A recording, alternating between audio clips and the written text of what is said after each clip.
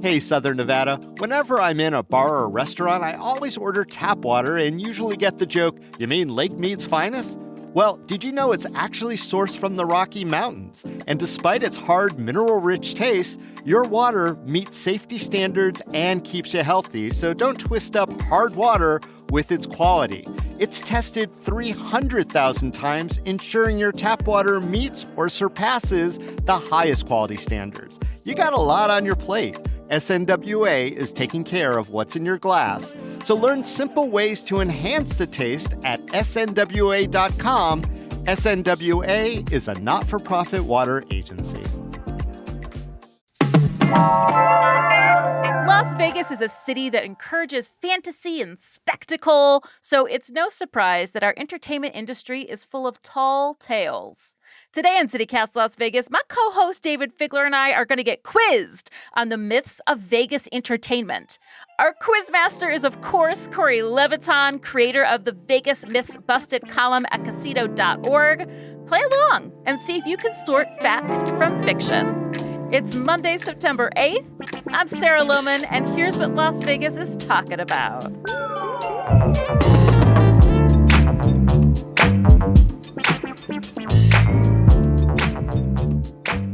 Corey, David, hello. Welcome. Welcome. Hello, Sarah. Hello again. Hello again, my virtual nemesis. Yeah. Quizmaster Corey, it's so nice to have you back. I always learn so much in your quizzes as well. Well, thank you. I do too. That's why I do it. And Cool. I learn a lot from you guys too. I listen every day and it's awesome. Thank you. Actually, you told me before we started recording that you love all of my opinions. So take note, everybody. My opinions Wow, that's a lot. are the best. Every one of them. All right, so let's hit the news here. We're going to do entertainment myths today. We're going to separate fact from fiction. So not everyone will be a myth. Some of them will be true. We do an informal buzzer system here where David will shout David or I will shout Sarah if we know the answer. The first one Corey hears, he says, what's the answer? And if these are true and false, Corey, do we let the other person have a go or no? Well, I mean, if you're wrong, the other one gets the point. Okay. Okay. The first question. The Las Vegas Strip's very first magician. Was David. it fact or myth? Gloria Dia was Las Vegas Strip's very first magician. All right, so I'm on the hook here. I am tormented by this question because Gloria Dia, in her later years, was my mom's best friend. That's nice. And while I got to interact with Gloria a lot before it became widely celebrated that she was at least one of the first magicians in Las Vegas, and there was a big New Yorker article about it, etc., we only knew little bits and pieces of it. I want it to be true. I want Gloria to have been the first magician who performed on the Strip, and so I'm going to say it's true. And I loved Gloria to her very end days, celebrating her birthday at the Westgate. Correct, David. Oh, thank God. Yes. All right. I appreciate that. Ooh. But it actually was researched that she beat John Calvert to the El Rancho by a Who was year. prior touted as being the first magician, but the record got set straight. Well, it's understandable. The guy performed on the Strip and all over for more than 80 years, whereas this was Gloria's only magic gig. She became Wow. a dancer later. What was the year on that?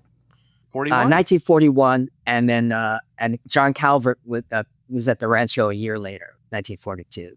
Fascinating. Wild. Yeah. I had no I like to have idea. a personal connection to this quiz already, so that was lovely. Congratulations, David. Wow. I've been in her Wow. house. You do not get a bonus point for that. Sorry. No, I know. All right, let's go on. Barbara Streisand was the first headliner when the International Hotel opened in 1969. Fact or myth? Sarah, I'm not confident I'm right about this, but I'm going to go myth because I think the first headliner was Elvis, no? I am going to pipe in and say I think it's true that Barbara Streisand beat Elvis as the opener for the International Hotel. She definitely was there, I think, more than once because I've seen the menus. Yeah. All right. So you're saying myth. I'm saying truth. Who is it, Corey? Who wins? David again, sorry. Yeah. I knew this wasn't my strong suit. Put together, Vegas food myths, and I will. Oh, yeah. I'm too much of a specialist, not a generalist. I do remember that there was in history, there was a rivalry between Kirk Kerkorian at the International and Howard Hughes at the Landmark, and they were both jockeying for who was going to open first. And the opening act for the International was Barbra Streisand, who was one of the biggest performers, if not the biggest performer of the day. And the Landmark went with Dean Martin. Oh. Well, I feel bad now because my third question is actually a follow-up to the second question. Okay. And and I feel like, David, you're going to have an advantage here, too. Question 3. This next fact or myth concerns why Elvis didn't open the International. Elvis's manager, Colonel Tom Parker, turned the opening slot down because it was a new room that hadn't worked out its sound and lighting kinks yet. Fact or myth? Sarah, I would say that's true. I know that he was a really picky manager, Control freak. But also including that Elvis's performances at the International were never filmed. I want to give it to you, Sarah. I'm rooting for you. But the actual truth is that's what Parker claimed. But the truth is that Elvis was never asked. At the time, that's nuanced. At the time, Babs was bigger than Elvis. Let me explain. It's hard to believe, but she was fresh off her famous concert in Central Park. She had an Oscar for Funny Girl. She was hot. Elvis was not, at least not at that point. He hadn't proved himself on stage. It was his first time on a stage in 10 years. All right. What's next, Corey? Question 4. Chaos. It's another Elvis question. Maybe you'll get this one, Sarah. The Las Vegas Hilton expanded the footprint of Elvis's penthouse on the roof. Fact or myth? David, myth. He didn't have the penthouse on the roof. I think he had a lower floor. Oh, I really want to penalize you for that because you're right, but you got but he was on the roof, but they didn't expand the footprint. They demoed the whole thing. They just built a whole nother penthouse, which is the one that's there now.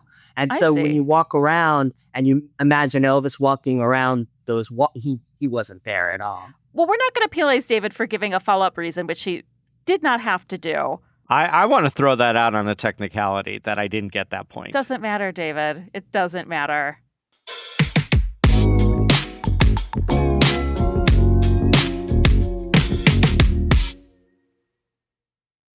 The hottest night of the year is back. AFAN's 39th annual Black and White Party taking over Chaos Nightclub inside the Palms Casino Resort on Saturday, September 20th. This year's Wild West-themed celebration is hosted by Frederick Godinez and Alexander Stabler of the design studio Frederick Alexander, and it's your chance to experience an unforgettable night of fashion, entertainment, and community. The entertainment for the evening is stacked. Simone and Mirage from RuPaul's Drag Race, Fantasy, David Hernandez and Kyle Koo from American Idol, the cast of Piranha and Gypsy Nightclubs, the Chippendales, and more. Proceeds support Aid for AIDS of Nevada's critical programs, providing housing, transportation, food, and medical case management for those living with or affected by HIV/AIDS. Visit afanlv.org to learn more and purchase your tickets today. That's afanlv.org. Hey y'all, it's executive producer Sonia Cho Swanson here. And I was never really much of a smoothie or a meals on the go kind of person. And then I became a mom. So now between daycare drop-offs, swim classes, doctor's appointments, and working full-time, Huel Black Edition is exactly the kind of boost my morning needs. I got the Black Edition Vanilla, so yummy, and it's a complete meal with 40 grams of plant-based protein and 27 vitamins and nutrients that keep me full and ready to tackle my day. There's no added sugar, it's gluten-free, and super easy to shake up and take on the go. And hey, they just dropped something totally new. Huel Daily Greens Ready to Drink, a sparkling canned beverage that comes in flavors like blueberry, apple, and peach, with 42 vitamins, minerals, and superfoods, and just 25 calories. So try Huel with 15% off for new customers today using our code LASVEGAS at Huel.com/Las Vegas. Fuel your best performance with Huel today. Number 5, the Sahara canceled a 2-week engagement with Christine Jorgensen, America's first transgender celebrity, in July 1953, by sending her a letter objecting to the fact that she had misrepresented herself as a woman. Fact or myth? David, given the time frame, I will say fact. There were some horrible people in the entertainment world in the 50s. I could tell. Wait. I could tell by Corey's face you already got it right, but I would have gone with myth because I do know that what were known as quote unquote female impersonators were incredibly popular from the turn of the 20th century, really until the blue laws of the 1930s and things got cracked down and more moralistic. So the idea of someone who today we would identify as trans performing on stage was actually not unfamiliar to people in the middle of the 20th century. I would say female impersonators were men underneath that dressed as women, whereas Christine had the surgery. Oh, interesting. But so of the time, like we didn't have the same sort of definitions and people were making different choices. I'm thinking of Julian Eltinge, who was famous in New York and LA too. I'm thinking of Dr. Renee Richards in the 70s. But like we don't know how they would have defined. But yes, I think that's a great point. So was I correct? You are correct. It was horrible. The letter began, "Dear Sir." Ugh. Misgendering right off the bat. Anyway, number 6 is another follow-up. I'm sorry, guys. It's fine. Jorgensen filed a discrimination lawsuit and won, which is the only reason the Sahara rebooked her in November 1953. Fact or myth? David. Go ahead. I don't see that litigation going anywhere in 1953. He is a lawyer. You are correct. Yeah. You are correct.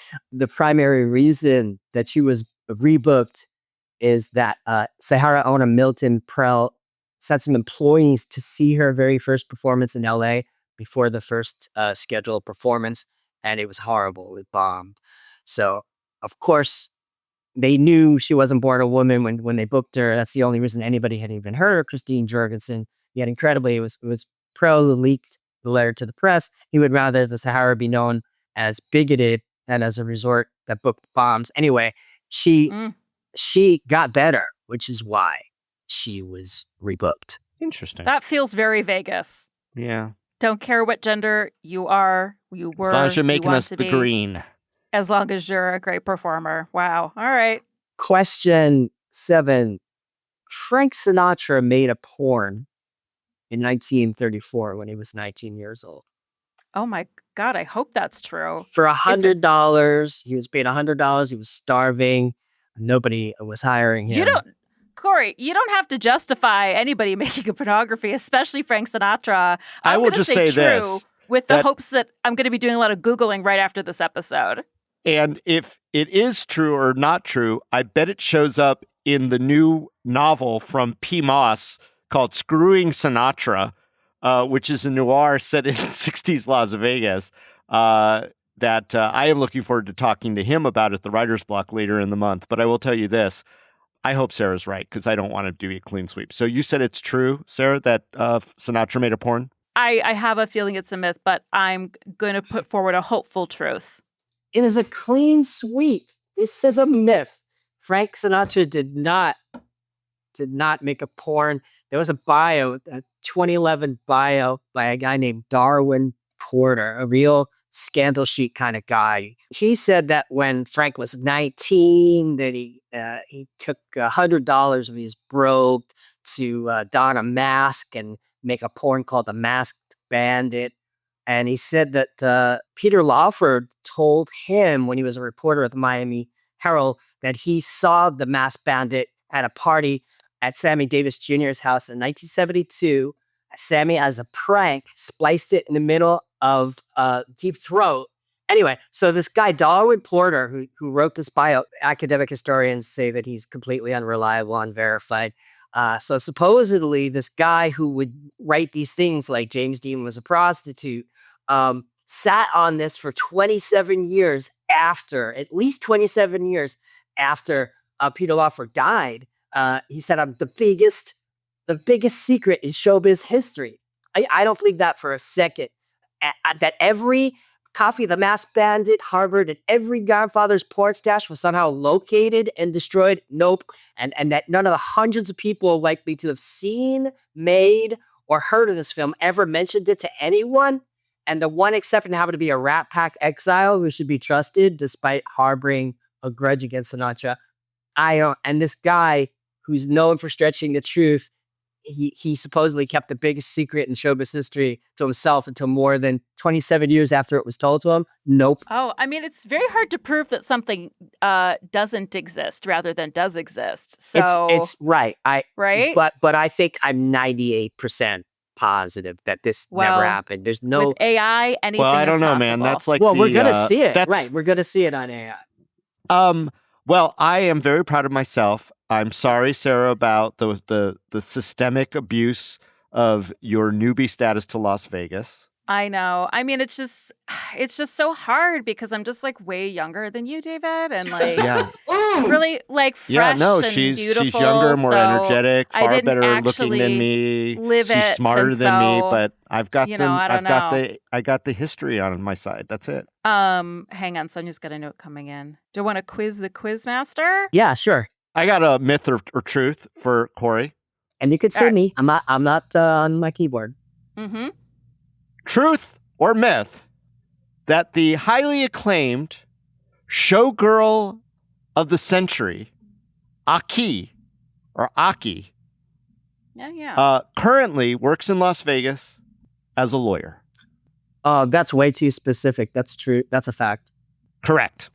She was not only touted as the showgirl of the century, she worked at the Lido at the Stardust, and they were so into her promotion that they put her entire visage on an airplane, I guess for junkets to Las Vegas and whatnot, like a big old school jet, you know.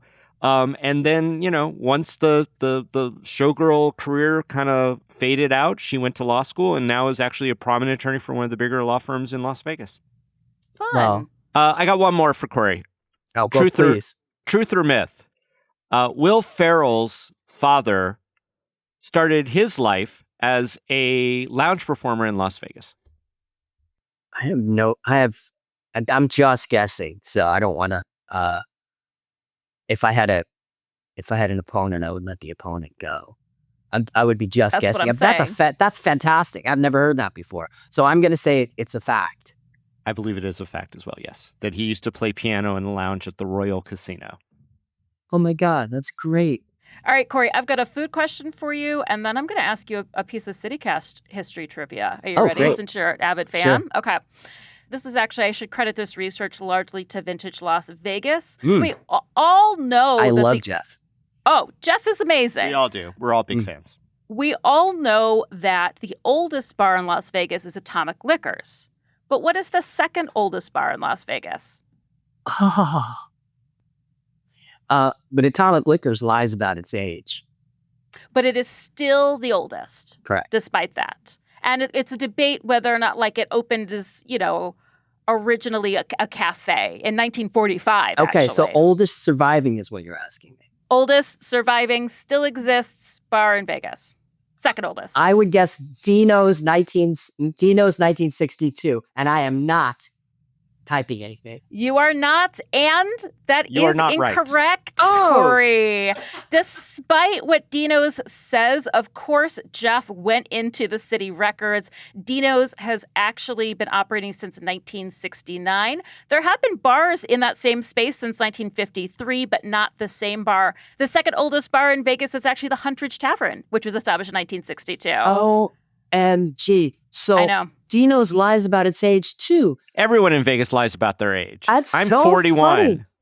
So the Golden Steer lies about being founded in 1958. They were founded in 1962. Siegel's Bagel Mania lies about being founded in the 80s. Yes, I mean Golden Stair. We can give them some because that's based on when the shopping plaza was constructed, but they weren't the first business in that space. So I think sometimes people just they don't do that extra level of Google searching. Didn't Jeff let us know that there's actually no proof that Frank Sinatra or any of the Rat Pack ever ate at Golden Steer, let alone on a regular basis? I think that's true of every single building in Las Vegas that they claim the Rat Pack. All right, here's our CityCast trivia. So this is speaking of lounge singers. One of our CityCast contributors, and I can give you a follow-up hint, but their father was and is a famous Las Vegas lounge singer. Do you know which contributor it is? This is not a question for you, David. Not just a lounge singer, a headliner, showroom headliner. I would guess Crawley. Crawley feels like he might. That is incorrect, Corey. The answer is Brent Holmes. Oh, Brent Holmes. Wow. Clint Holmes Mm-hmm. is his dad. There's your Vegas entertainment for you. Well, once you learn it, you never forget it because it's like, oh, wow. There it is. Thank you so much, Corey. Even when I lose, I have a good time playing quiz with you. Well, I have a good time because I just got a column about dinos. So thanks. I want to come back and keep getting column ideas. I'll send you my links and my research. But yeah, there are fascinating plays there. All right. Well, thank you both. And I'll see you both next time, right? I will be here and I will be astonished again. Always looking forward to it. You are a fierce competitor, even though this one didn't go your way. I kind of gave up, honestly.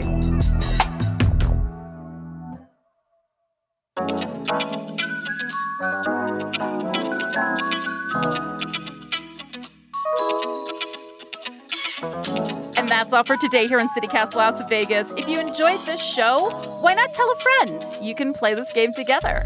Rate this show, leave us a review, and subscribe to our morning newsletter. We'll be back tomorrow morning with more news from around the city. Take care.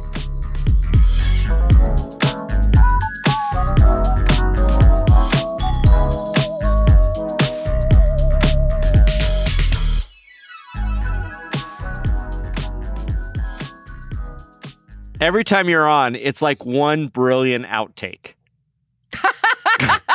Thank you. Fair enough. I think. I mean, it's true. I would listen to it just as an outtake.